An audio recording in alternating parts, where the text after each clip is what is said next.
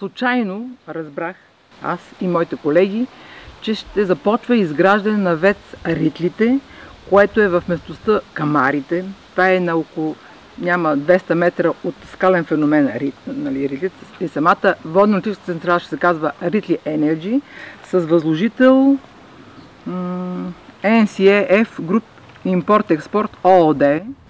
Ние разбрахме съвсем случайно, след като видяхме, че специалисти правят замерване там, където ни е каптажа за водата между тунелите и тук в самата местност Камарите. От 2007 година има преписки за строеж на ВЕЦ, не само на този ВЕЦ, но на още 4 ВЕЦа на територията на Лютиброд. 2 от ВЕЦовете са отпаднали като строеж, защото ще залее съседното село Ребърково. За този ВЕЦ, който в момента ние водиме преговори и воюваме, ще залее нашата помпената ни станция, която се намира в местността между тунелите и е под нивото на река Искър.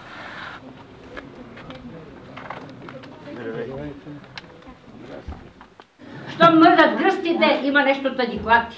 Има такава стара поговорка. Той народ е дошъл не да делим партии тук, а е дошъл да си каже мнението, да се внесе къде трябва. Не искат хората ВЕЦ. А той е господин, моето уважение, като има парите. Какво направи за Лютиброд? Що не направи улиците, па да направи една канализация? Колко човека работят при него?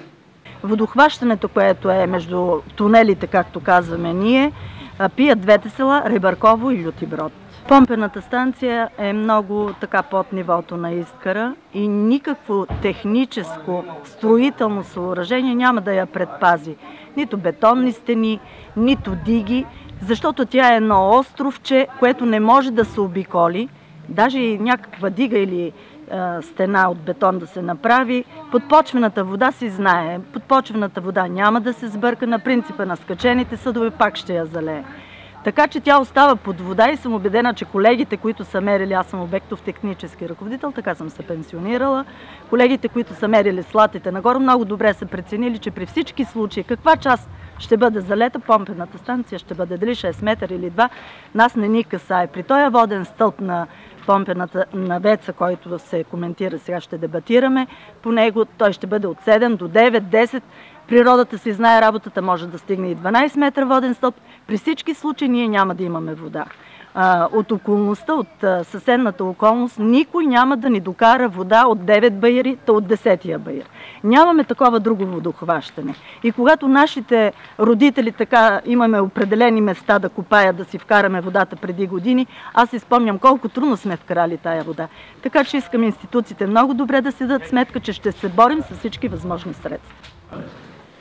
Тоест, до този момент, както и господин Тодоров каза, нищо фатално не е станало в този инвестиционен процес. И това е похвално, че хората от село Лютиброд са се организирали, за да се противопоставят на подобно нещо. Затова започнахме с запитвания до Общинския съвет, до общинските съветници.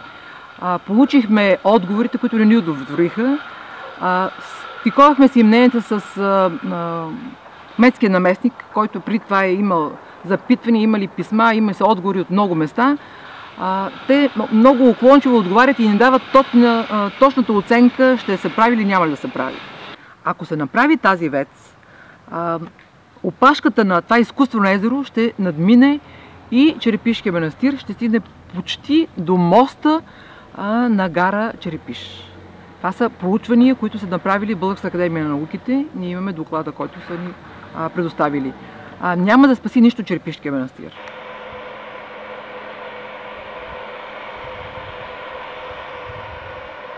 Често хода с кравите покрай Искъра и ги паса.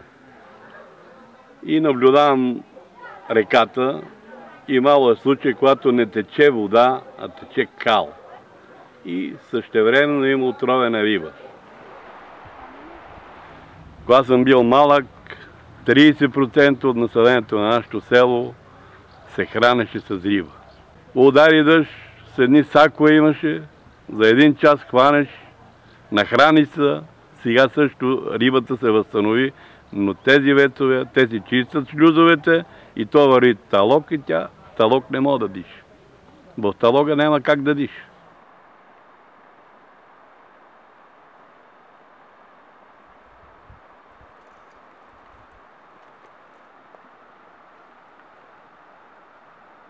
Далеч сме от мисълта, че България не трябва да се развива едър, среден и какъвто и да е бизнес. Ние не искаме да спъваме бизнеса, но всичко това трябва толкова добре да е обмислено от институциите, които казват да, и най-вече държава, която не защитава народа си, която не мисли за живота на народа си, не е държава.